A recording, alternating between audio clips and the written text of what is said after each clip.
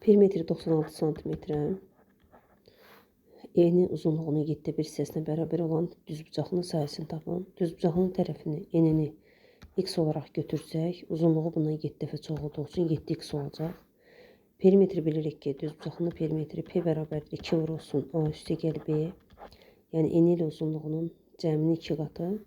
Burada p bərabərdir 2 vurulsun x üstə gəlsin 7x bərabərdir 96.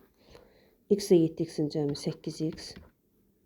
2 vurulsun 8x bərabərdir 96. X də bərabərdir 96-nı bölsək 16-ya. X bərabərdir 6 alarıq. Deməli, eni 6-dır. Uzunluğu da olacaq 7 vurulsun 6, yəni 42.